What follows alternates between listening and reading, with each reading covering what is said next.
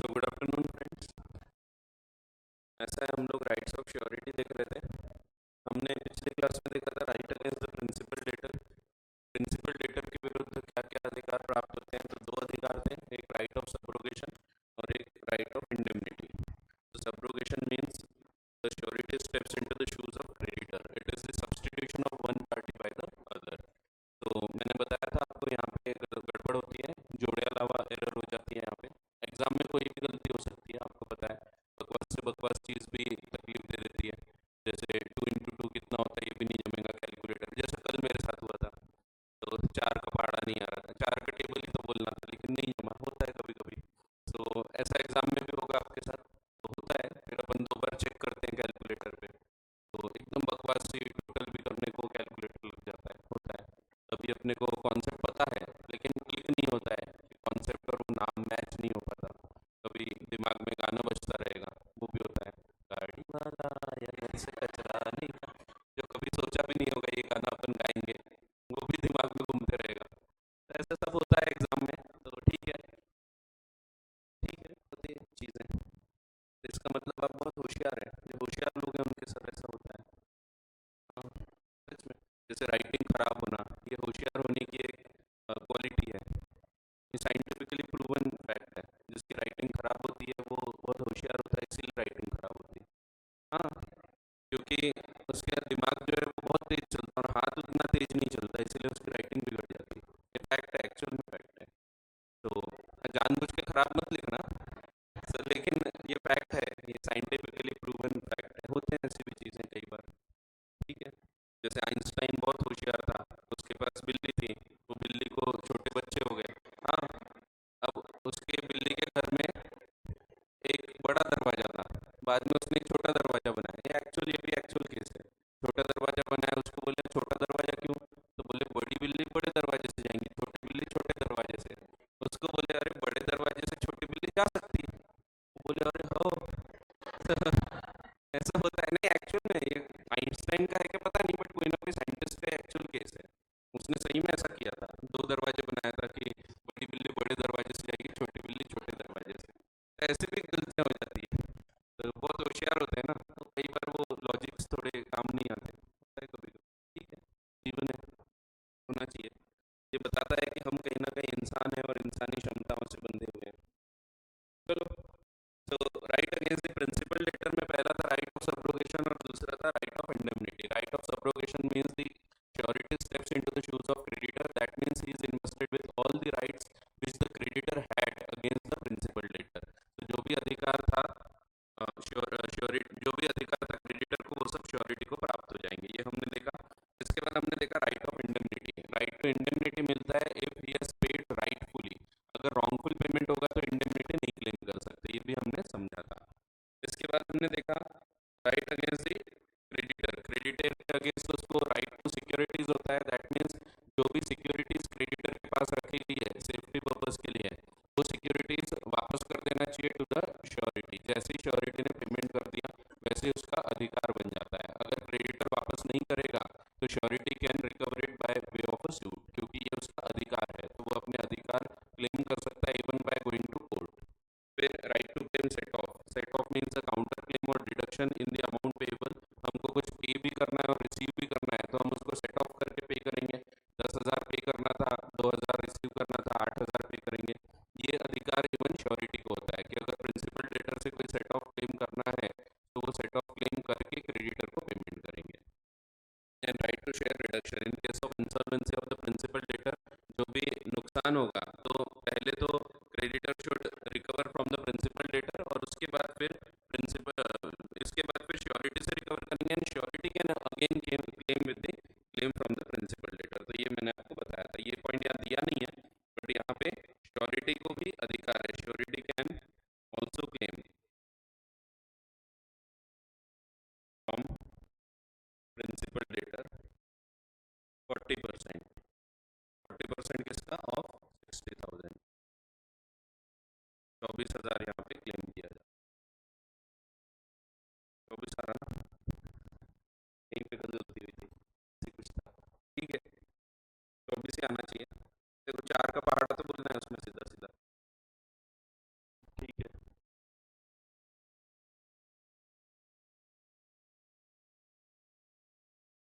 आ रहा है ना, करके देखो।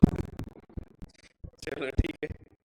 फिर राइट अगेंस्ट दी को श्योरिटीज, को श्योरिटीज के जो राइट्स है वो मैंने बताया था आपको, ये राइट्स मिलते हैं of equality of burden and benefit. That means equal burden और बेनिफिट दोनों ही इक्वल रहेगा, कि अगर कुछ फायदा भी मिल रहा है तो दोनों जन मिलकर शेयर करते हैं, तो S1 और S2 दोनों का अधिकार होगा। उसी प्रकार से अगर कोई नुकसान हो रहा है तो वो भी दोनों जन मिलकर बेयर करेंगे। So there is an equality of burden and benefit.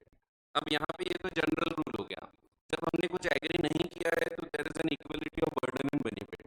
लेकिन कभी कभी हम लोग एग्री करते हैं ऐसा कि ऐसा एग्री करते हैं कि हम लोग पेमेंट करेंगे बट एक लिमिटेड एक्सटेंट तक के, सबने अलग अलग लिमिट लगा दी है। ऐसे केस में क्या होता है वो अलग से हम पढ़ते हैं। तो पहले हम जनरल रूल पढ़ते हैं। जनरल रूल है कि इक्वल कंट्रीब्यूशन रहता है, equality of burden as well as benefit. But जब डिफरेंट सम्स है यहाँ पे हम इसको अलग से समझेंगे, तो ये इंपॉर्टेंट भी है, हम देखते हैं। खासतौर पे ये वाला पार्ट आपके लिए इंपॉर्टेंट रहेगा, एग्जाम में पूछा जाता है।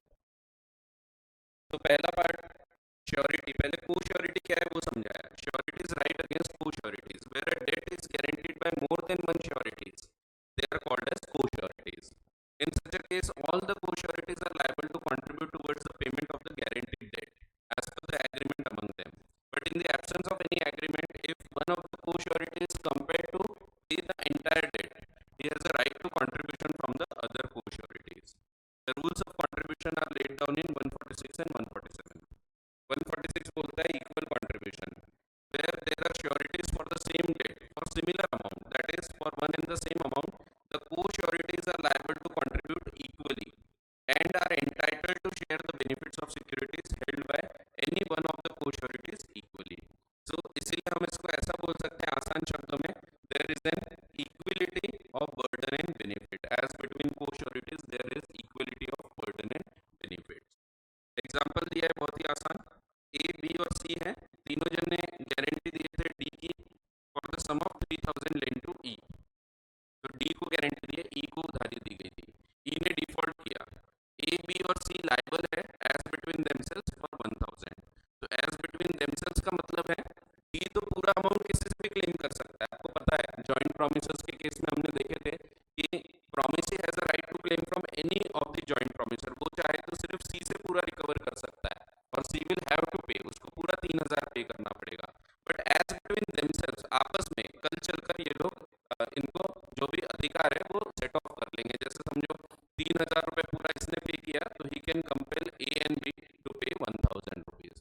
तो वही रूल है जो हमने जॉइंट प्रोमिसर्स के केस में पढ़ा था, याद होगा आपको, डिवोल्यूशन ऑफ जॉइंट लायबिलिटीज के टाइम पे हमने पढ़ा था, वही रूल्स यहाँ पे बताए हैं। A, B and C are sureties to D for the sum of 1000 lent to E, and there is a contract between A, B and C that A is to be responsible to 1 quarter. तो A responsible रहेगा 1 quarter के लिए, B 1 quarter के लिए और C 1/2 के लिए। तो 1 quarter का मतलब है 25%, ठीक है। तो 1 quarter means 1/4, 1/4। E makes a default in payment. As between the sureties, A is liable. अब 1000 रुपए की बात थी तो 1000 रुपए पहले तो कोई भी एक व्यक्ति से रिकवर कर सकते हैं, बट आपस में ये लोग कितने कितने बेयर करेंगे। तो A is liable to pay 250 क्योंकि 1 quarter, B 250 and C 500 क्योंकि उनके बीच ऐसा एग्री हुआ है, ठीक है। अब लायबिलिटी ऑफ को sureties bound in different sums, अगर इन्होंने डिफरेंट सम्स की पेनल्टी एग्री किया है, डिफरेंट सम के अमाउंट के लिए गारंटी दिया है। जैसे एक सिंपल सा एग्जांपल लेते हैं हम ये वाले पॉइंट्स के लिए, पॉइंट समझने के लिए। समझो फॉर एग्जांपल ए, बी और सी ये तीनों गारंटी देते हैं, ये तीनों श्योरिटीज हैं, बट ये को श्योरिटीज ने अलग अलग अमाउंट के लिए गारंटी दी है। इसको हम एक नाम देते हैं पेनल्टी। तो इन्होंने पेनल्टी एग्री किया है, मान लो ए ने बोला है कि मैं 10,000 रुपए तक की गारंटी देता हूँ, बी बोलता है 20,000 की गारंटी और सी बोलता है मान लो 40,000 की गारंटी। ये इनकी गारंटी की लिमिट हो गई। अब अगर इन्होंने एग्री किया है, कॉन्ट्रैक्ट में स्पेसिफिकली लिखा हुआ है कि हम लोग इतने इतने तक लायबल रहेंगे, इतने तक इनकी लायबिलिटी रहेगी, लेकिन डिफॉल्ट कितना हो रहा है उस पर डिपेंड डिपेंड करेगा। समझो लॉस हो जाता है, डिफॉल्ट हो जाता है,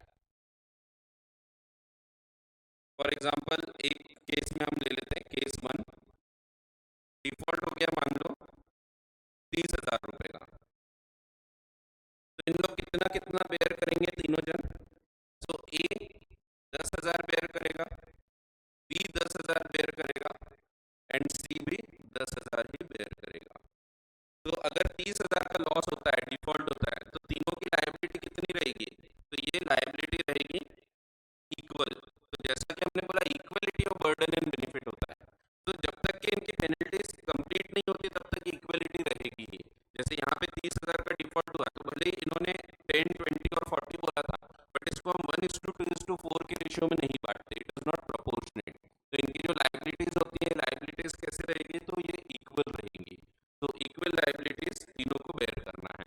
समझो केस 2 लेते हैं हम, डिफॉल्ट हो गया मान लेते हैं 40,000 का, 40,000 का डिफॉल्ट हुआ, तो ए तो 10 के लिए लायबल हो सकता है, क्योंकि उसके बाद इसकी ये लिमिट जो है कंप्लीट हो चुकी है, उससे ज्यादा लायबिलिटी उसको नहीं दी जा सकती।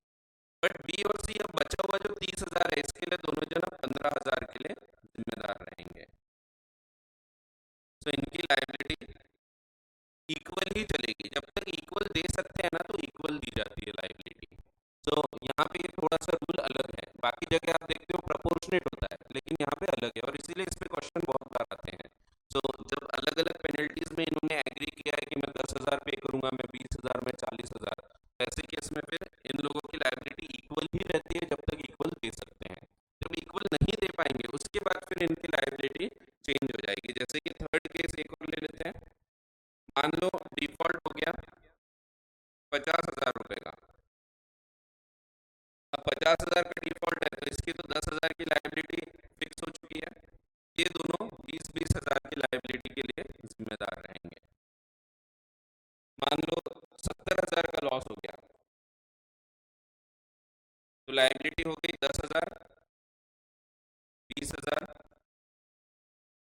40,000, क्योंकि अब यहाँ पे इक्वल नहीं दिया जा सकता, इसने 20 की लिमिट बोला था, उतनी लिमिट पूरी हो गई, तो इसलिए उससे ज्यादा फिर लायबल नहीं रहेगा। समझो डिफॉल्ट हो गया 80,000, तो 10, 20 और 40, बाकी का जो पैसा है 10,000 रुपये एक्स्ट्रा, उसकी गारंटी नहीं थी तो वो पैसा डूब जाएगा, क्रेडिटर का उतना लॉस हो जाएगा। ठीक है, तो ये रूल जो को श्योरिटीज के बीच लगता है, तो देखते हैं, रीड करते हैं इसको। ये तब की बात होगी when it is bound in different sums. अगर इक्वल सम्स की बात है तो वहां पे कोई तकलीफ ही नहीं है, equality of burden and benefit है तो। लेकिन अगर इक्वलिटी नहीं है, अलग अलग सम के लिए इन्होंने एग्री किया था, तो भी जब तक इक्वल दे सकते हैं ना, तो हमारी जिम्मेदारी होती है कि उनको इक्वल ही बर्डन और बेनिफिट शेयर करने देना चाहिए, क्योंकि बेसिक रूल आपका वही है कि equality of burden and benefit होता है। तो देखते हैं, लायबिलिटी ऑफ को surety is bound in different sums, तो इनको पेनल्टी भी बोलते हैं, डिफरेंट पेनल्टी।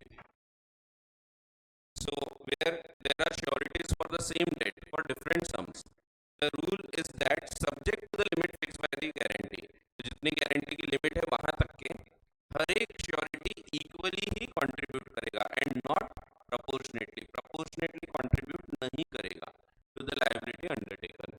तो उनको रेशियो के बेसिस पे विभाजित नहीं करेंगे हम, इनकी लायबिलिटी इक्वली रहेगी, जब तक इक्वल दे सकते हैं तो इक्वल रहेगी। ठीक है, इलस्ट्रेशन दिया है, ए बी और C are sureties for B, enter into several bonds, तो ए बी सी तीनों जनों ने एग्री किया है और तीनों ने डिफरेंट पेनल्टी एग्री किया है। ए इन पेनल्टी ऑफ 1,00,000 रुपीज, इसने 1,00,000 बोला, बी इन पेनल्टी ऑफ 2,00,000, वैसे ही हो गया, एक जीरो जोड़ दिया सिर्फ, और ये 4,00,000। अब डिफॉल्ट हो गया 3,00,000 का, लॉस हो गया 3,00,000 का, तो कितना बेयर करेंगे, तो 1,00,000, 1,00,000 और 1,00,000, तो इक्वलिटी रहेगा, A B and C each liable to pay ₹1,00,000। ठीक है, सेम एग्जांपल में अगर वैसा कैसा दिया है, 1,00,000 की पेनल्टी ए ने एग्री किया था, 2 की बी ने और सी ने 4,00,000 की, और नुकसान हो गया है 4,00,000 का, तो 1,00,000 लिमिट इसकी फिक्स हो गई, यहाँ पे 1,50,000, यहाँ पे 1,50,000। तो ये बिल्कुल सेम एग्जांपल है, अमाउंट भी वैसे के वैसे चल रहे हैं, सिर्फ यहाँ लाखों में बात है, मैंने हजारों में बात की वही है जो अभी मैंने बताया आपको, ऐसा कैसा दिया है। तो A B and C are sureties for D, enter into several bonds each in different penalty, namely A in 1 lakh penalty, B in 2 lakh, C in 4 lakh. Conditions for D is duly accounting to E, D makes a default to the extent of 4 lakh, तो A is liable for 1 lakh rupees जो हमने लिखा, and B और सी 1.5 लाख रुपए each. अगर यहीं पे नुकसान हो जाता, सेम एग्जांपल है, 1 लाख 2 लाख 4 लाख, और अगर नुकसान होता 7 लाख, तो 7 लाख अगर लॉस हो गया है तो फिर सबकी लायबिलिटी पूरे तक के 1 लाख 2 लाख और 4 लाख तक की चलेगी, 7 लाख कंप्लीट हो गया। अब 8 लाख की भी अगर लॉस होगा तो भी लायबिलिटी इनकी इतनी ही फिक्स है, ठीक है। तो ऐसा है। तो ये तीसरा एग्जांपल है, एकदम शिम टू शिम दिया हुआ है, वैसा का वैसा, देखो ना दिया है वैसा, एकदम सेम टू सेम है। तो फर्क ये है कि अपन ने एक जीरो कम लगाया, तो अपन 10,000 20,000 40,000 बोले थे, वो 1 लाख 2 लाख 4 लाख बोल रहे हैं, ठीक है।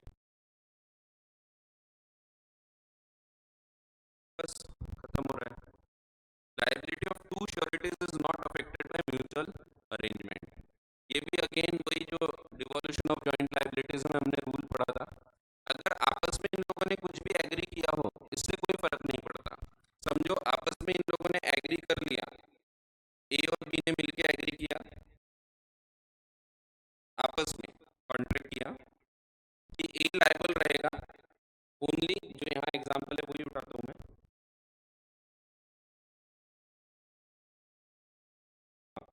चलो और आसान एग्जांपल ले लेता हूँ, यहाँ थोड़ा ट्रिकी है। मान लो फिर ए बी नहीं लेते, चलो ए बी से ले लेते हैं। इन्होंने एग्री किया था कि पहले बी पे करेगा, इसकी फर्स्ट लायबिलिटी है, इसके बाद ए पे करेगा सेकंड लायबिलिटी। ये कौन है, दोनों को श्योरिटीज है। कोई एक पर्टिकुलर व्यक्ति प्रिंसिपल डेटर भी होगा, कोई एक क्रेडिटर है, क्रेडिटर ने लोन दिया और ये दोनों ने गारंटी दी है। अब क्रेडिटर को अगर पता भी है कि इनके बीच में ऐसा एग्री किया है कि पहले बी पे करेगा और ये पे नहीं करेगा तो ए पे करेगा, ऐसा अगर एग्री किया भी है तो भी creditor can sue any of the joint promises, either A और B, even if there is an agreement, इनके बीच में एग्रीमेंट किया है between A and B that A will be liable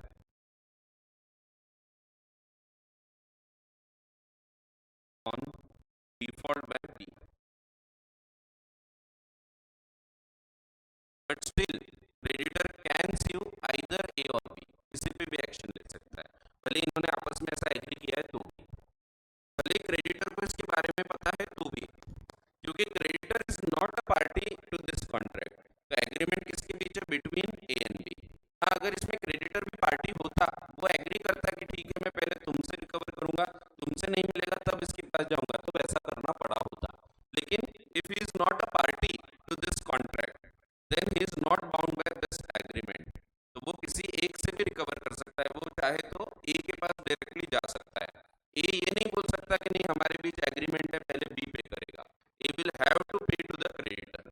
तो creditor can sue either A और B, किसी पे भी एक्शन ले सकता है even if there is an agreement between A and B, because agreement तो इनके बीच में है ना, क्रेडिटर उसमें पार्टी नहीं है, और क्रेडिटर पार्टी नहीं है तो creditor is not bound by that agreement, ठीक है। तो वही पॉइंट लिखा हुआ है, तो यही सेम पॉइंट अपन ने इवन जॉइंट प्रोमिसेस में देखे थे कि भले उन्होंने एग्री किया है मैं 10,000 तू 15,000, फिर भी क्रेडिटर को तो राइट है वो किसी एक से भी पूरा क्लेम कर ही सकता है, भले आपस में उन्होंने कुछ भी एग्री किया हो। तो अगेन जॉइंट प्रोमिसेस जैसा रूल यहाँ पे चल रहा है। तो liability of two sureties is not affected by mutual agreement, आपस के एग्रीमेंट से इनकी लायबिलिटी अफेक्ट नहीं होती। As per section 132 of the act, where two persons contract with a third person to undertake a certain liability and also contract with each other, that one of them shall be liable only on default of the other। तो दूसरे के default भी मैं पे करूंगा, अगर ऐसा agree किया भी है तो भी third person creditor not being party to such contract, the liability of each of such two persons to the third person under first contract is not affected by the existence of second contract.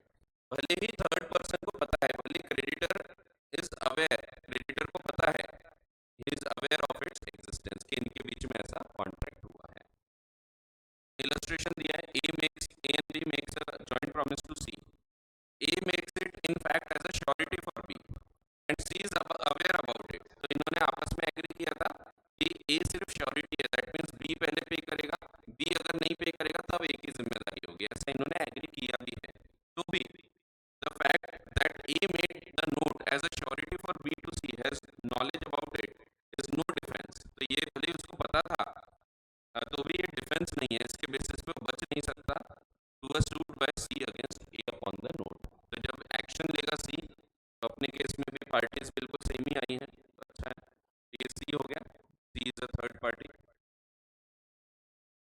Principal debtor है, और यहाँ इनके बीच में agree किया है, मान लो B ने बोला है कि पहले मैं पे करूंगा, मेरे बाद तू पे करना, लेकिन फिर भी creditor has a right to recover even from A. A can not say कि नहीं हमारे बीच एग्रीमेंट है तो तुम पहले इससे रिकवर करो, क्योंकि कॉन्ट्रैक्ट किसके बीच में, ए एंड बी के बीच में, सी उसमें पार्टी नहीं है। If C is not a party to this contract, भले उसको पता होगा तो भी C can recover from any of the joint promises. ठीक है, ये वही वाला रूल है जो हमने बचपन में पढ़ा था। तो अगर आप इसको जनरल रूल से कंपेयर करें तो जनरल रूल इसका निकल के आता है, that means creditor can sue any one or more, सब पे भी एक्शन ले सकता है ऑफ द जॉइंट प्रोमिसेस।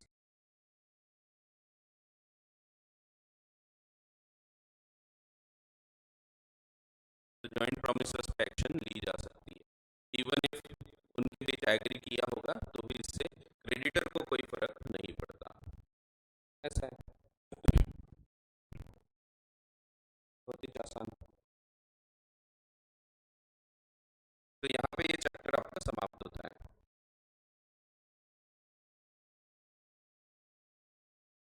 अब कोई डाउट होंगे तो पूछ लो। आपको एग्जांपल्स में कोई भी तकलीफ नहीं जाएगी, क्योंकि मैंने जो जो एग्जांपल्स आपको दिया हो वैसे के वैसे एग्जांपल्स आपको देखने को मिलेंगे। इवन एग्जाम में वैसे के वैसे एग्जांपल्स आते हैं, कभी नाम थोड़ा बदल जाएगा, कभी थोड़ा अमाउंट बदल जाएगा। ये जैसे अभी हमने पढ़ा, ए बी सी तीनों ने एग्री किया था डिफरेंट पेनल्टी में, 10,000, 20,000 और 40,000, और अगर नुकसान होता है 40,000 का तो कितना बेयर करेंगे, तो 10, 15 और 15, और 60 का नुकसान हो गया तो कितना बेयर करेंगे, तो 10, 20 और 30। ठीक है, अपन ने 60 एग्जाम्पल में नहीं लिया, 10, 20, 30 का जिम्मेदारी रही। ठीक है, ये सब वेरिएशन वगैरह वाले पॉइंट्स हैं जिसमें श्योरिटी डिस्चार्ज हो रहा है, तो ज़्यादातर क्वेश्चंस उसके ऊपर आते हैं, श्योरिटी कब कब डिस्चार्ज हो जाता है, तो वो बहुत इंपॉर्टेंट टॉपिक हो जाता है आपके लिए। जैसे ये भी उसी के ऊपर है। तो चेतन was appointed as the site manager of ABC Constructions, तो चेतन हो गया प्रिंसिपल डेटर, ABC Constructions हो गई क्रेडिटर, और on a 2 years contract at a monthly salary of 50,000। Mister Pawan ने श्योरिटी दी है, तो ये गारंटर हो गया, श्योरिटी हो गया in respect of mister Chetan conduct. 6 महीने बाद कंपनी पोजीशन में नहीं है सैलरी पे करने की, और इसीलिए चेतन ने एग्री किया कि मुझे 30,000 की सैलरी दो, चलेगा, मैं फिर भी काम करने को तैयार हूँ। ये श्योरिटी को इन्फॉर्म नहीं किया गया। 3 months afterwards it was discovered that Chetan had been doing fraud since the time of his appointment, वो फ्रॉड करते जा रहा है। What is the liability of Pavan during the whole duration, तो जब तक के चेंज नहीं हुआ था तब तक के फ्रॉड के लिए वो लायबल रहेगा, बिफोर द चेंज के लिए वो लायबल रहेगा, लेकिन आफ्टर चेंज के लिए वो डिस्चार्ज हो जाता है। ठीक है, तो वही है, सेम पॉइंट्स ही रहेंगे आपको वैसे के वैसे, तो सिर्फ थोड़े बहुत नाम चेंज दिखेंगे, अमाउंट चेंज दिखेगा, बाकी वैसे के वैसे क्वेश्चंस आपको देखने को मिलेंगे। ठीक है, सब एग्जाम के क्वेश्चंस हैं। अब हमने यहाँ पे एग्जाम का रेफरेंस इसलिए नहीं लिखा क्योंकि ये इंटर लेवल पे आए हुए हैं क्वेश्चंस, तो कुछ एग्जाम के हैं, कुछ मेरे बनाए हुए भी हैं, तो दोनों टाइप के क्वेश्चंस है इसमें। तो एक बार देखना, आप कोई इसमें तकलीफ जाएगी नहीं आपको।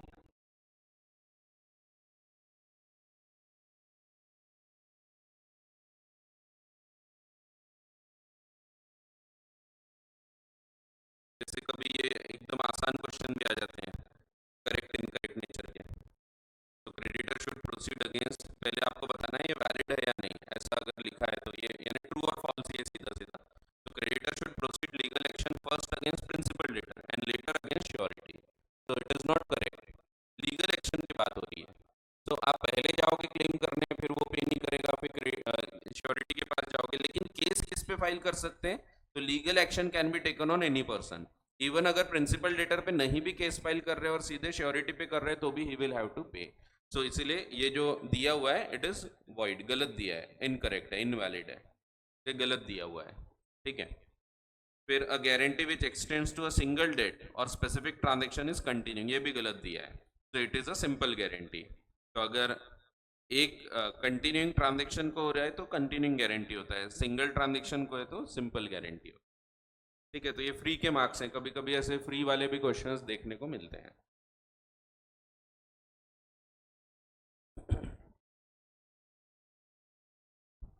ठीक है, यहाँ तक कोई डाउट होंगे तो आप पूछ लो,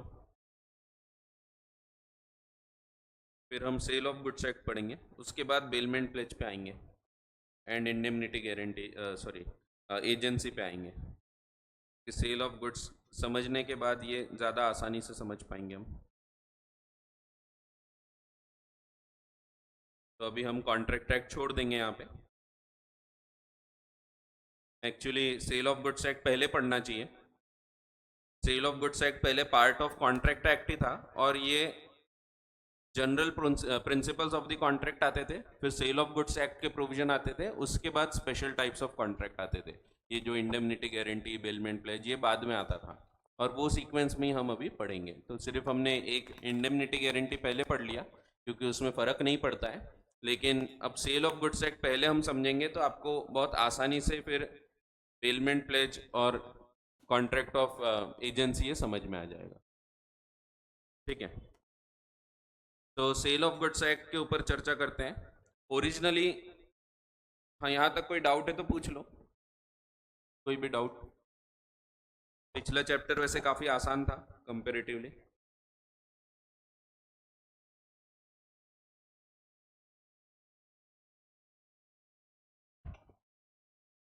चलो आगे बढ़ते हैं फिर।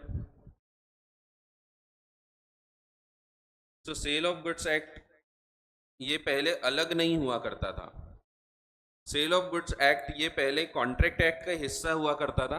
कॉन्ट्रैक्ट एक्ट में बीच में आपको गैप दिखती है, सेक्शन नंबर 76 से 123, और 124 से इंडेमनिटी चालू होता है। तो ये जो बीच में गैप दिखती है ना 76 से 123, ये सेल ऑफ गुड्स के प्रोविजन थे। जब कॉन्ट्रैक्ट एक्ट में ही ये लिखा हुआ था तो इन सेक्शंस में दिया हुआ था कि सेल ऑफ गुड्स एक्ट में सेल ऑफ गुड्स से रिलेटेड क्या क्या कॉन्ट्रैक्ट कैसे कैसे हो सकते हैं। बाद में फिर हमको ज़रूरत महसूस हुई कि लोगों ने खरीदी बिक्री के ट्रांजेक्शन्स बहुत करने लग गए, धीरे धीरे हमारे यहाँ ये बिजनेस ट्रांजेक्शन्स बहुत बढ़ने लग गए, तो हमारे यहाँ लगा कि अपने को एक सेपरेट एक्ट की ज़रूरत है जो स्पेसिफिकली सेल ऑफ गुड्स के ट्रांजेक्शन्स को कवर करे।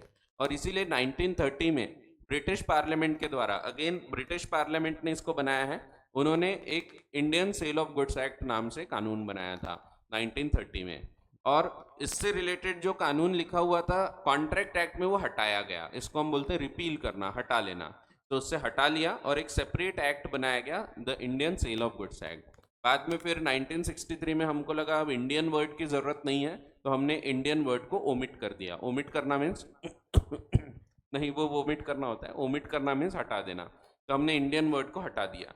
पहले इंडियन वर्ड लिखा था जब अंग्रेज़ों ने बनाया था, क्योंकि अंग्रेज़ हर जगह के कानून बनाते थे और इसीलिए वो उस देश के नाम लिख देते थे। जब भी वो कोई कानून बना रहे हैं तो Indian sale of goods act, Indian contract act, Indian partnership act, ऐसा नाम रखते थे वो।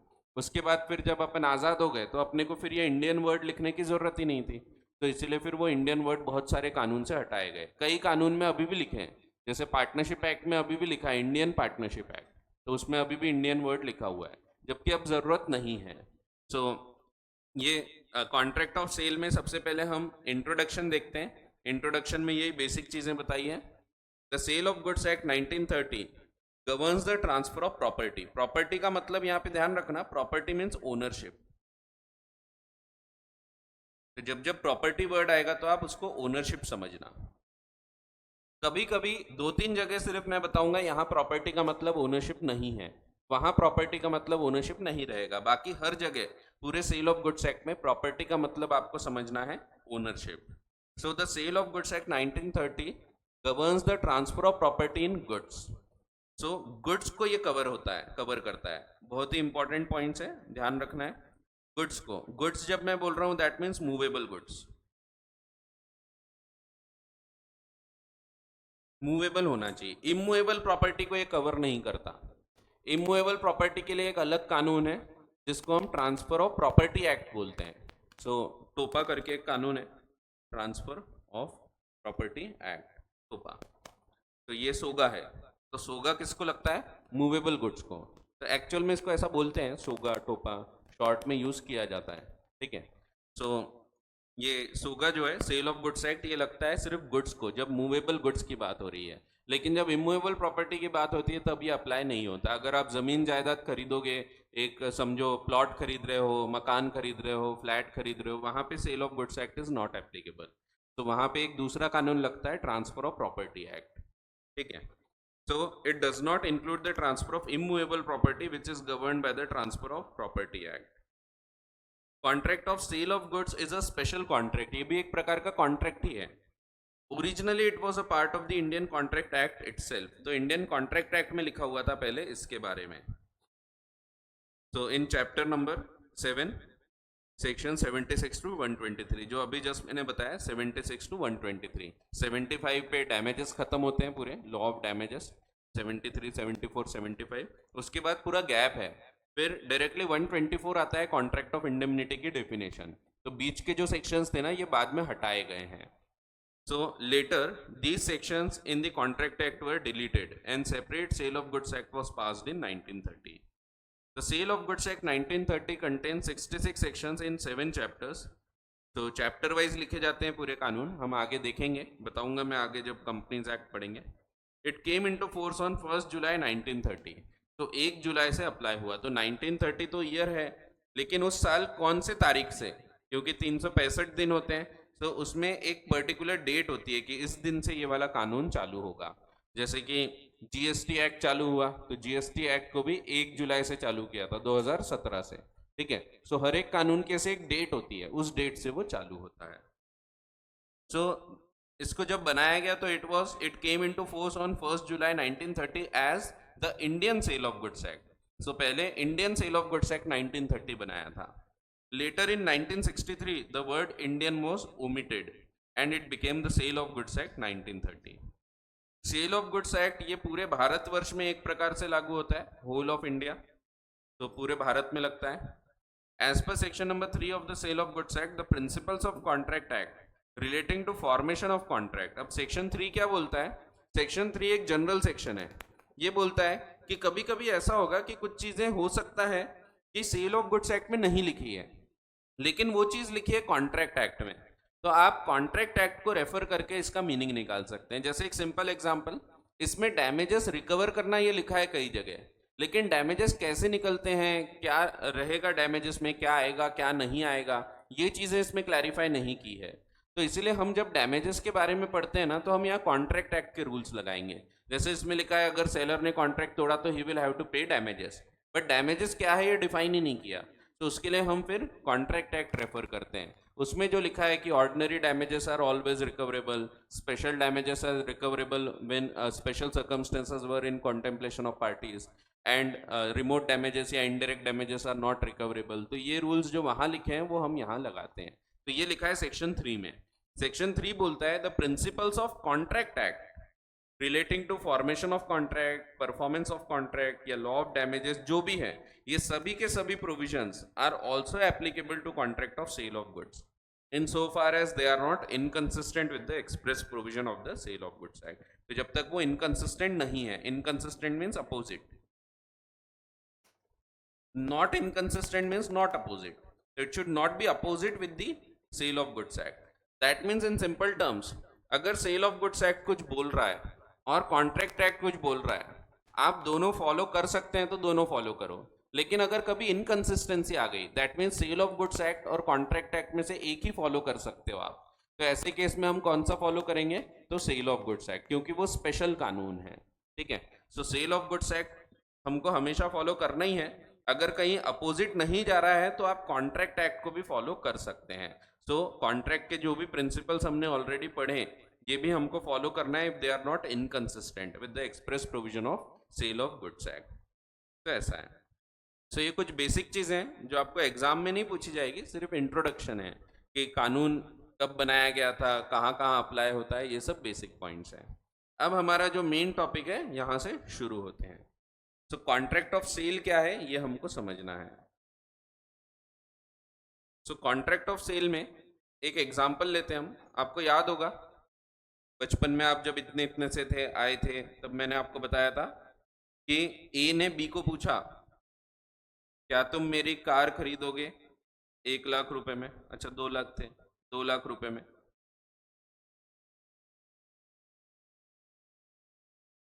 और बी ने बोला हाँ। ये कॉन्ट्रैक्ट है, और ये कॉन्ट्रैक्ट जो है ना, ये कॉन्ट्रैक्ट ऑफ सेल भी है। इसको हम कॉन्ट्रैक्ट ऑफ सेल करके भी बोलते हैं क्योंकि ये सेल ऑफ गुड्स का कॉन्ट्रैक्ट है। So it is a contract of sale of goods. इसमें क्या चीजें होती है ये डिफाइन किया है section number 4 of the sale of goods act में। इसमें एक व्यक्ति होगा सेलर, जो गुड्स को बेच रहा है, जैसे ए। एक होंगे गुड्स, ये गुड्स है। और गुड्स क्या होंगे, तो मैंने अभी जस्ट बताया गुड्स हमेशा मूवेबल प्रॉपर्टी होगी, मूवेबल गुड्स होंगे, ये हमेशा मूवेबल रहेंगे। एक होगा प्राइस। जब हम प्राइस की बात करेंगे तो price will always be the monetary consideration.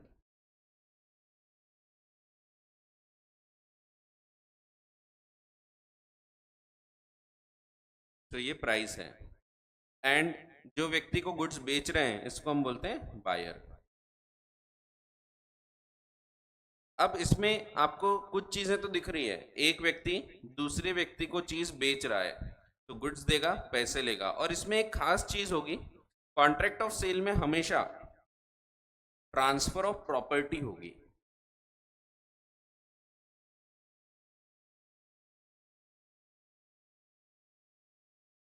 That means transfer of ownership. इसमें आप देखोगे हर केस में ए ओनरशिप दे रहा है बी को। जैसे समझो मैं आपको मोबाइल बेच रहा हूं, तो अभी तक मैं ओनर हूं, लेकिन जब मैं बेच दूंगा तो आप ओनर बन जाओगे, तो ओनरशिप ट्रांसफर होती है। जो सबसे इंपॉर्टेंट चीज होती है सेल ऑफ गुड्स की, that is the transfer of ownership. Ownership का ट्रांसफर होना from one person to another. So transfer of property होती है। तो इसको डिफाइन किया है कॉन्ट्रैक्ट ऑफ सेल को, सेक्शन नंबर 4(1) डिफाइन करता है। Contract of sale is a contract whereby the seller, तो एक पार्टी है सेलर, ट्रांसफर्स, या तो ट्रांसफर कर दिया, और एग्रीज टू ट्रांसफर, या एग्री कर रहा है ट्रांसफर करना। So contract of sale is a contract whereby the seller transfers और agrees to transfer the property, property means ownership, the property in goods to the buyer for a price. तो इसमें 5 चीजें लिखी हुई है। तो contract of sale means it is a contract, एक प्रकार का कॉन्ट्रैक्ट है जिसमें सेलर, एक व्यक्ति होगा सेलर, पहली पार्टी सेलर, आइदर ट्रांसफर्स और agrees to transfer the property, तो प्रॉपर्टी ट्रांसफर कर रहे हैं, ओनरशिप ट्रांसफर कर रहे हैं, सेकंड चीज। तो पहली चीज सेलर, दूसरी चीज ट्रांसफर ऑफ ओनरशिप होना चाहिए, तीसरी चीज एक बायर होगा टू द बायर, और प्रॉपर्टी किसकी है, गुड्स की, property in goods to the buyer for a price. तो 5 चीजें दिखती है आपको इसमें। पहली चीज है इसमें एक सेलर है, दूसरी एक बायर है, इसमें एक गुड्स है, एक प्राइस है, और एक ओनरशिप ट्रांसफर हो रही है। तो टोटल 5 चीजें इसमें लिखी हुई है। तो contract of sale is a contract whereby the seller transfers और agrees to transfer the property in goods to the buyer for a price. तो ये डिफाइन किया है। अब यहां पे आप देखोगे ना, तो ट्रांसफर ऑफ प्रॉपर्टी जो लिखा है, ट्रांसफर ऑफ ओनरशिप लिखा है ना, वहां आप देखोगे तो वहां लिखा है आइदर ट्रांसफर्स और एग्रीज टू ट्रांसफर, 2 चीज लिखी हुई है सेक्शन 4 में। तो ट्रांसफर ऑफ प्रॉपर्टी 2 प्रकार से हो सकती है, या तो ये इमीडिएट होगी,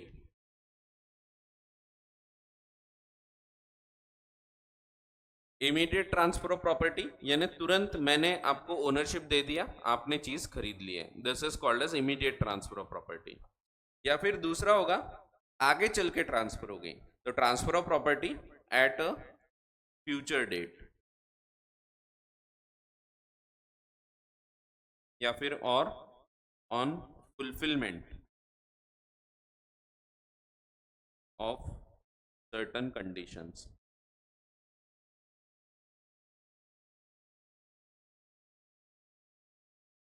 तो या तो अभी के अभी ट्रांसफर हो जाएगी ओनरशिप, अगर अभी के अभी ट्रांसफर हो गई तो इसको हम एक नाम देते हैं, it will be called as sale, sale हो गया बोलेंगे हम, तो सेल हो गई चीज, तो ओनरशिप ट्रांसफर हो चुकी है, then it is called as sale. अगर ओनरशिप अभी ट्रांसफर नहीं हुई बट आगे होने वाली है, तो इसको भी, ये भी एक वैलिड कॉन्ट्रैक्ट है, बट इसको हम एक नाम देते हैं एग्रीमेंट टू सेल।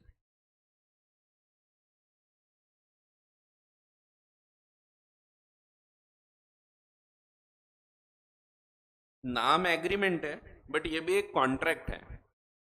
तो ओनरशिप भी दो टाइप से ट्रांसफर हो सकती है। हम अब एक एक करके ये सब चीज़ों को समझेंगे। पहली चीज़ हम देखेंगे ट्रांसफर ऑफ प्रॉपर्टी कैसे हो सकती है, ओनरशिप कैसे कैसे ट्रांसफर हो सकती है, ये पहली चीज़ देखेंगे हम इस चैप्टर में।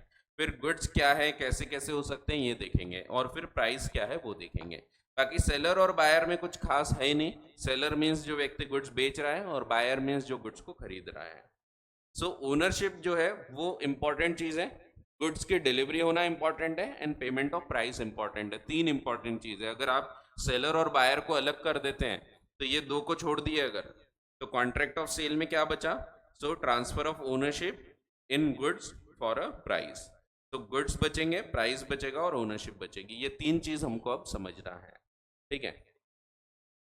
सो contract of sale is a contract whereby the seller, तो डिफाइन किया है section 4(1) of the sale of goods act defines the contract of sale of goods as a contract whereby the seller, एक party है seller, transfers और agrees to transfer the property in goods to the buyer for a price। so एक कीमत देके हम transfer of property कर रहे हैं, तो ओनरशिप ट्रांसफर होना ये इंपॉर्टेंट है। आप देखोगे यहाँ पे ओनरशिप ट्रांसफर हो रही है, हमेशा ओनरशिप ट्रांसफर होना जरूरी है। प्रॉपर्टी का मतलब क्या है, प्रॉपर्टी का मतलब है ओनरशिप, ठीक है। सो ओनरशिप ट्रांसफर होना चाहिए। अगर ओनरशिप ट्रांसफर नहीं हो रही तो it is not a contract of sale. Contract of sale तभी होता है जब ओनरशिप ट्रांसफर हो रही, भले ही अभी हो या आगे चल के हो, बट ओनरशिप ट्रांसफर होने का कॉन्ट्रैक्ट होना चाहिए। जैसे मैं मोबाइल बेच रहा हूं, अगर मैं तुरंत बेचना चाहता हूं तो मैं तुरंत आपको बेच दूंगा, तुरंत आपसे पैसे ले लूंगा, ये हो गया सेल, जिसमें इमीडिएट ओनरशिप ट्रांसफर हो गई। अभी तक के मैं ओनर था, मैंने मोबाइल बेच दिया, आपने रख लिया, आप मोबाइल के ओनर हो गए और मुझे पैसा पे कर दिया।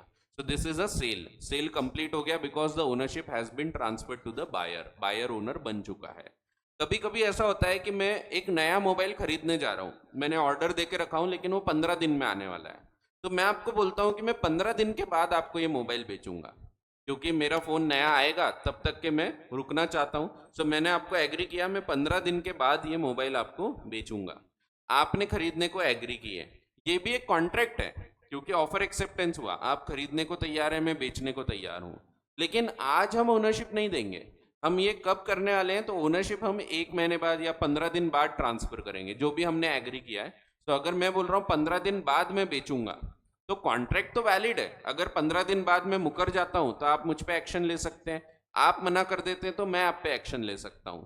सो ये भी एक वैलिड कॉन्ट्रैक्ट है, भले हम वर्ड एग्रीमेंट यूज करते हैं, बट ये एक वैलिड कॉन्ट्रैक्ट है। तो मैंने आपको बताया था कई बार हम कॉन्ट्रैक्ट की जगह एग्रीमेंट वर्ड यूज करते हैं, जैसे कि आपको शुरुआत में भी बताया था कि इज वॉइड लिखा है, वॉज वॉइड लिखा है, तो वहां पे आपको ग्रामर पे ध्यान देना है।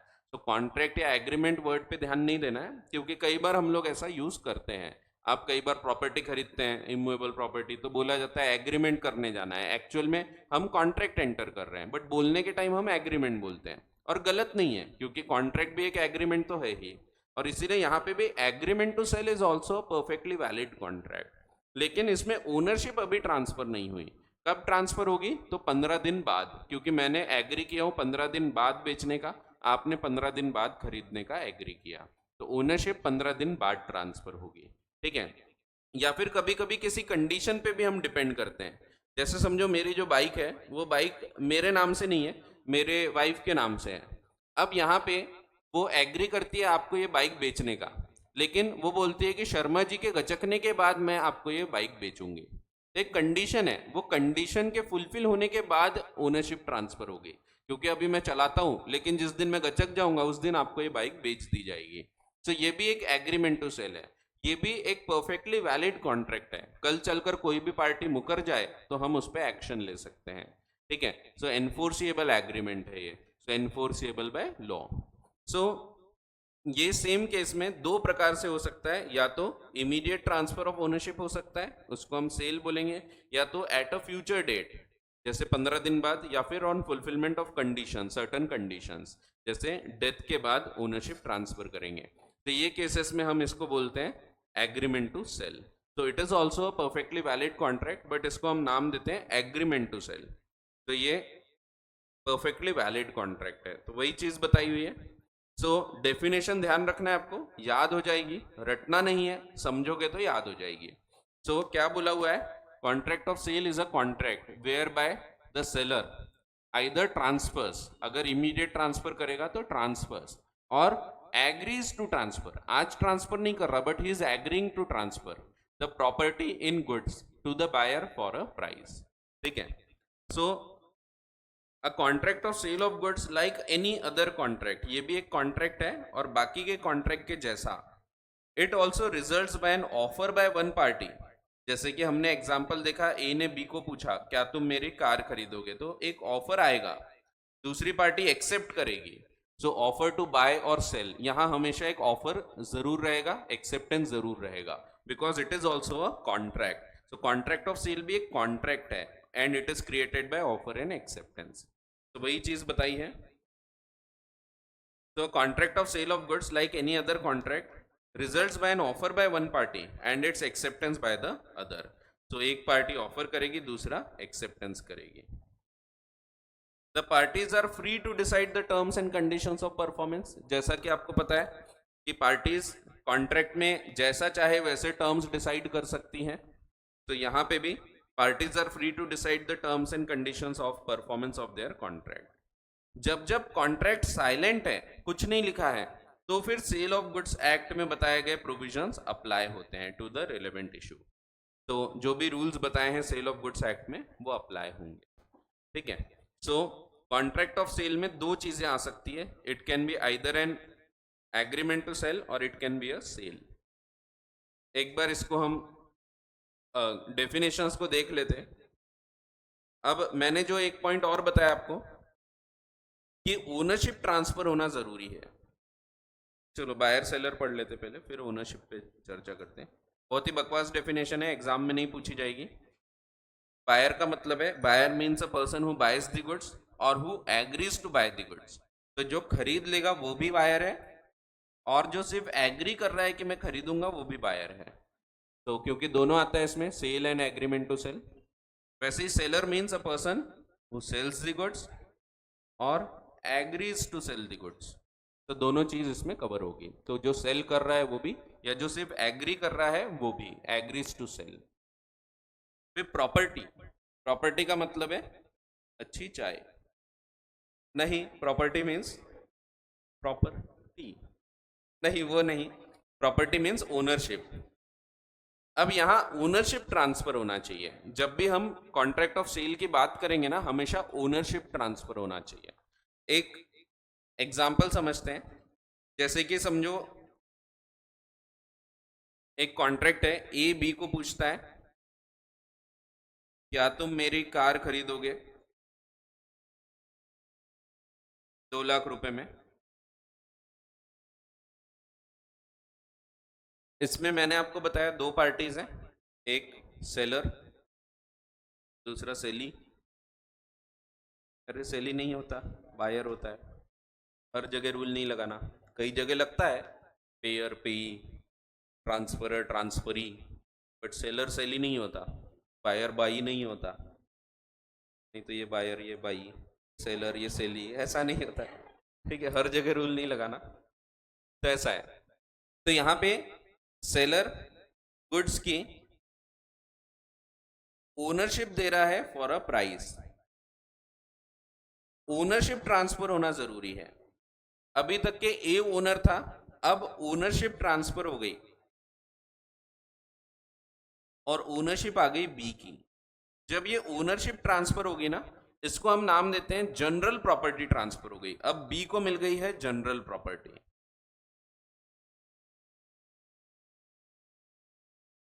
जनरल प्रॉपर्टी का मतलब इनफैक्ट होता है ओनरशिप। तो जनरल प्रॉपर्टी वर्ड को कानून में डिफाइन किया जाता है एज ओनरशिप।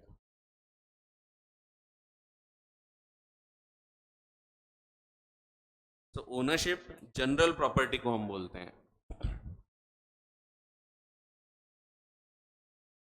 आप लोग खाना चालू कर सकते हैं, पिघल जाएगी उससे अच्छा।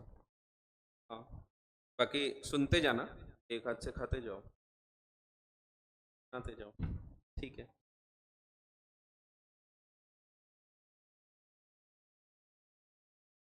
चलो, सो ये जनरल प्रॉपर्टी ट्रांसफर होना चाहिए।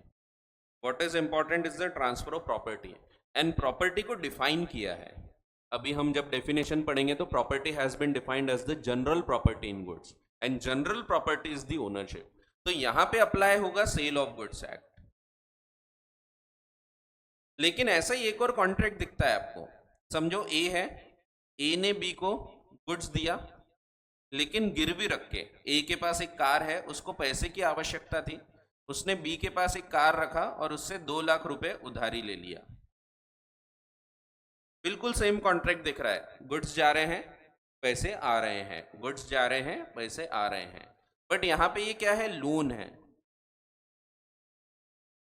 यहां पे सेल ऑफ गुड्स एक्ट नहीं लगेगा, क्योंकि यहां ओनरशिप जा रही है क्या? तो आंसर इज नो। पहले भी ओनर कौन था? तो ए ओनर था। ये कॉन्ट्रैक्ट होने के बाद भी बी ओनर नहीं बनता, ए ही ओनर है। बट यहां भी एक राइट जरूर ट्रांसफर होता है। यहां पे हम बोलते हैं, यहां ट्रांसफर होती है special property.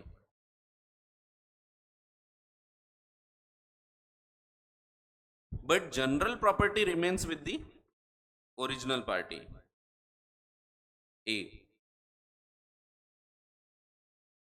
General property transfer नहीं होगी। जनरल प्रॉपर्टी किसकी है? जनरल प्रॉपर्टी इज ऑफ ए, पूरा लिखते हैं। जबकि स्पेशल प्रॉपर्टी ट्रांसफर होती है। स्पेशल प्रॉपर्टी का मतलब होता है any rights other than ownership.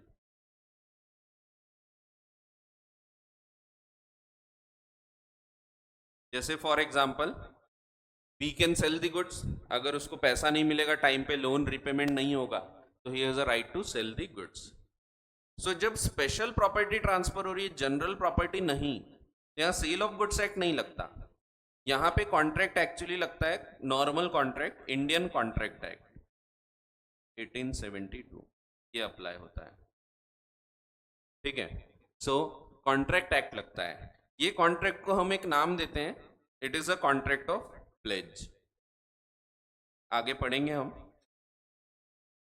जिसमें ए को हम बोलते हैं, ए है प्लेजर,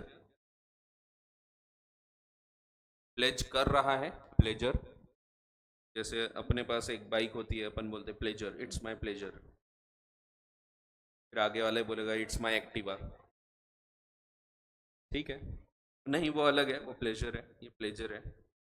और बी बेचारा क्योंकि लोन दे रहा है, बड़ा व्यक्ति है, इसलिए इसको हम जी लगाते हैं, इसको हम बोलते हैं प्लेजी, प्लेजी, जी लगाएंगे। लोन दे रहे हैं ना बड़े लोग, जी। इसको एक और नाम देते हैं, प्लेजर को हम पॉनर भी बोलते हैं,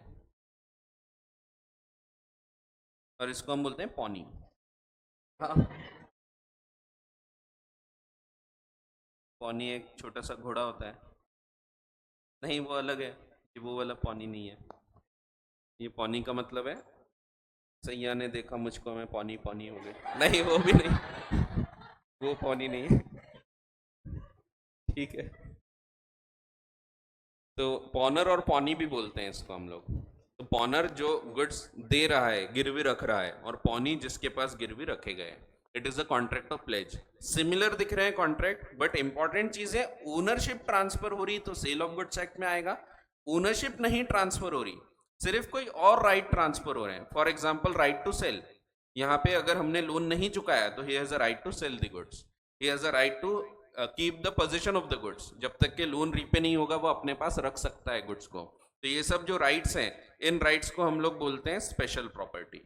तो अगर स्पेशल प्रॉपर्टी ट्रांसफर होगी बट जनरल प्रॉपर्टी ट्रांसफर नहीं होगी तो sale of goods act is not applicable. तो वहां कॉन्ट्रैक्ट एक्ट लगता है, इसको हम बोलते हैं कॉन्ट्रैक्ट ऑफ प्लेज। ठीक है। सो ये चीज मैं नहीं बोल रहा, ये चीज लिखी हुई है, डिफाइन किया है। डिफाइन किया है property means the general property and general property means the ownership. तो it has been defined in the sale of goods act itself. तो ये दिया हुआ है, प्रॉपर्टी वर्ड डिफाइन किया है। Property means the general property in the goods and not merely a special property। और इसीलिए प्रॉपर्टी मीन्स ओनरशिप, क्योंकि जनरल प्रॉपर्टी को ही हम ओनरशिप बोलते हैं। तो ऐसा है, बहुत ही आसान। If A who owns goods pledges them for raising money to B, तो अगर ए ओनर है गुड्स का, वो बी के पास ले जाके गिरवी रख देता है, प्लेज कर देता है। A has the general property, तो भी जनरल प्रॉपर्टी ए के पास ही है, ओनरशिप ए के पास ही है। while be the प्लेजी, the person with whom goods are pledged has a special property or interest in them। For example pledgee has a right to retain the pledge goods, तो वो अपने पास goods रख सकता है until he is paid by A the entire amount of his loan with interest। so इसीलिए जब pledge वगैरह होगा तो यहाँ पे कॉन्ट्रैक्ट एक्ट अप्लाई होता है and sale of goods act apply नहीं होता। सिमिलर कॉन्ट्रैक्ट दिख रहे हैं, गुड्स हैं, पैसे हैं, उतने ही गुड्स उतने ही पैसे, सब वैसे ही दिख रहा है। बट जनरल प्रॉपर्टी ट्रांसफर होगी तब सेल ऑफ गुड्स एक्ट लगेगा। जनरल प्रॉपर्टी ट्रांसफर नहीं होगी, सिर्फ स्पेशल ट्रांसफर होगी, तो सेल ऑफ गुड्स एक्ट नहीं लगेगा। ठीक है, तो ये चीज डिफाइन की है सेल ऑफ गुड्स एक्ट में ही। तो ऐसा है। तो प्रॉपर्टी मीन्स ओनरशिप, इसीलिए मैंने आपको बताया कि जब जब प्रॉपर्टी वर्ड आएगा तो प्रॉपर्टी का मतलब है ओनरशिप। ठीक है, ये मैं नहीं बोल रहा, ये लिखा है 211 में लिखा हुआ है। अब कॉन्ट्रैक्ट ऑफ सेल में क्या क्या चीज है, तो 3 चीज निकल के आई। सेलर बायर को छोड़ दो, कोई काम की नहीं है। तो पहली चीज there should be transfer of property, transfer of ownership. दूसरी चीज देयर शुड बी गुड्स। तीसरी चीज देयर शुड बी प्राइस।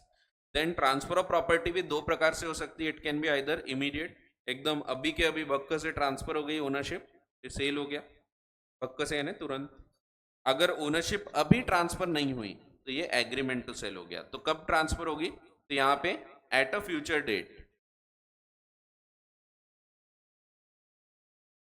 या ऑन सम कंडीशन, किसी कंडीशन के पूरे होने के बाद। ऐसा है।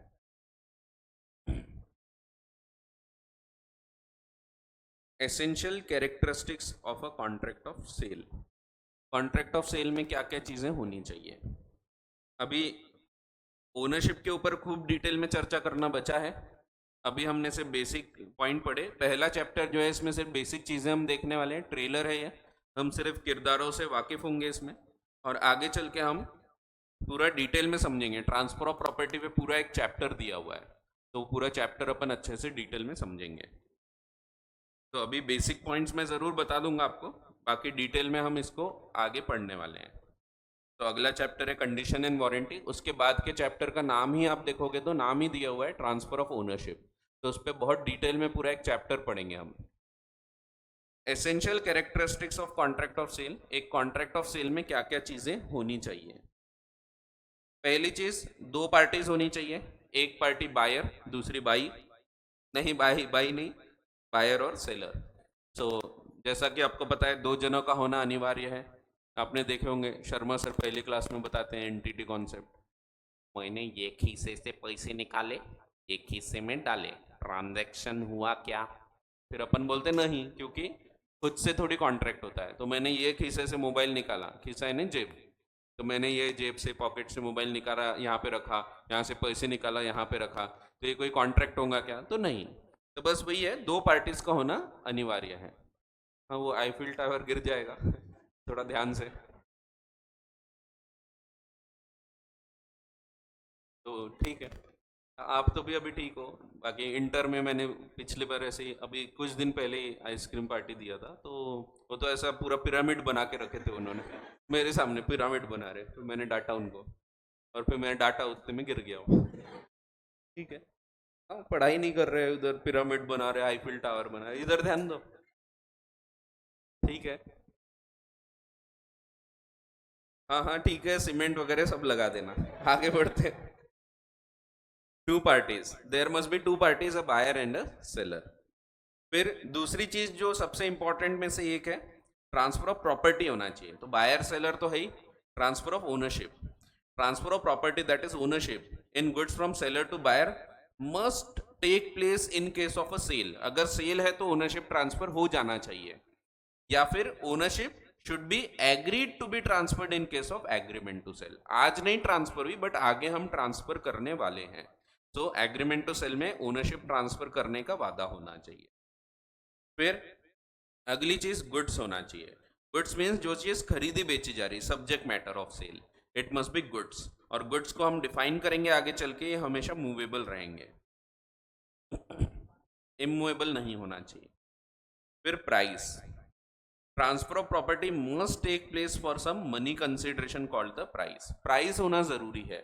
अगर ये वाले कॉन्ट्रैक्ट में हम गुड्स देके कोई दूसरे गुड्स लेते हैं, तो ये कॉन्ट्रैक्ट ऑफ सेल नहीं कहलाएगा। तो गुड्स देके पैसे लेना, पैसा होना चाहिए, प्राइस होना चाहिए, मनी होना चाहिए। It should always be money consideration, it should not be in kind. अगर वो काइंड है तो वो सेल ऑफ गुड्स एक्ट में कवर नहीं होता। तो मैंने आपको समझो मोबाइल दिया और आईफोन दिया, और बदले में आईपैड लिया, तो पुराना होगा, तो इसीलिए ले लिया। सो ये कॉन्ट्रैक्ट सेल ऑफ गुड्स में नहीं कवर होगा। ये भी कॉन्ट्रैक्ट है, but it is not a contract of sale, क्योंकि इसमें प्राइस नहीं है, कीमत नहीं है। तो प्राइस होना जरूरी है। अगर प्राइस नहीं है, सिर्फ हम गुड्स दे के गुड्स ले रहे हैं, तो ये बार्टर है, एक्सचेंज है, ये भी कॉन्ट्रैक्ट है, but it is not a contract of sale. ठीक है, तो ऐसा है। फिर अगला पॉइंट वही दिया है कि दोनों हो सकता है, it can be either a sale or an agreement to sale. अगर इमीडिएट ट्रांसफर ऑफ ओनरशिप हो गई तो ये सेल है, आगे चल के ओनरशिप ट्रांसफर होगी तो agreement to sale. A contract of sale में भी absolute, absolute means 100% without any condition, और इट कैन बी कंडीशनल। ठीक है। इट में बी इन राइटिंग, लिखित रूप में भी हो सकता है। कॉन्ट्रैक्ट ऑफ सेल है, आप कार खरीद रहे हैं, तो जनरली बड़ा कॉन्ट्रैक्ट है, राइटिंग में होता है, प्रॉपर डीड बनती है, आपके नाम से ट्रांसफर होगी, रजिस्टर्ड आरसी बुक में रजिस्टर किया जाएगा। तो ये सब क्योंकि बड़ी चीज़ है। कोई छोटी मोटी चीज़ खरीद रहे हैं, आप जाके मैगी का पैकेट खरीद के ला रहे हैं, ये भी सेल ऑफ गुड्स एक्ट में कवर होगा। वो गुड्स हैं, आप पैसा दे रहे हैं, ये ओरल कॉन्ट्रैक्ट हो गया। तो it can be either right in return, in writing, और ओरल, ओरल भी हो सकता है, और इवन इम्प्लाइड, कभी कभी इम्प्लाइड भी हो सकता है, जिसमें हमने कुछ बोला नहीं, कुछ लिखा नहीं, बट फिर भी कॉन्ट्रैक्ट हो गया, ऐसा भी हो सकता है। इवन सेल के कॉन्ट्रैक्ट में ऐसा हो सकता है। जैसे समझो आप क्लास में बैठे हैं, आपको बड़ी भूख लगी है, अब आप सामने जाते हैं चौक पे, और एक दुकान है, वहाँ पे समोसे रखे हुए हैं। आप पूछते भैया गरम है क्या समोसे? वो बोलता है हाँ बाबूजी, अभी बस कढ़ाई से निकाल के लाया हूँ। अब आप उसको हाथ लगा के देखते हैं, गरम लग रहा है, उठाते हैं, गरम लगा, फिर खा जाते हैं। अब खा गए तो आपको उसका पैसा देना पड़ेगा, क्योंकि ये इम्प्लाइड सेल हो गया, आपने समोसा उठाया और खा लिया। तो यहाँ पे ये नहीं बोल सकते भैया गरम है क्या देख रहा था, तो गरम है क्या खा के नहीं देखना पड़ता है। सो आपने खा लिया, कंज्यूम कर लिया, दैट मीन्स सेल हो चुका है, यू विल हैव टू पे फॉर इट। तो इम्प्लाइड सेल है, कुछ बोला नहीं लिखा नहीं, बट फिर भी जो आपने एक्ट किया उसके कारण हम मान लेंगे सेल हो गया। ठीक है। सो इट में बी आइदर इन राइटिंग और ओरल और इवन इम्प्लाइड। एंड क्योंकि ये भी एक प्रकार का कॉन्ट्रैक्ट है, इसलिए essential elements of valid contract जो बचपन में हमने सेक्शन नंबर 10 में पढ़ा था, वो भी प्रेजेंट होना चाहिए। तो all agreements are contracts if they are made by the free consent of the parties competent to contract for a lawful consideration with a lawful object and are not hereby expressly declared to be void. So ऐसा पढ़े थे, ऐसा रटना नहीं है, रट जाता है, तो ठीक है, रटना नहीं है लेकिन। सो ऐसा है, अब यहाँ तक कोई डाउट है तो पूछ लो, बाकी हम डिटेल में वैसे पढ़ेंगे सेल और एग्रीमेंट टू सेल, अभी तो बस शुरुआत हुई है। अभी सेल और एग्रीमेंट टू सेल पे ही अगला चर्चा, अगली क्लास भी अपनी जाने वाली है। सेल और एग्रीमेंट टू सेल और बाकी के कॉन्ट्रैक्ट से कैसे क्या डिफरेंट है। फिर इसी चैप्टर में हम गुड्स के बारे में पढ़ेंगे और इसी चैप्टर में हम प्राइस के बारे में पढ़ेंगे।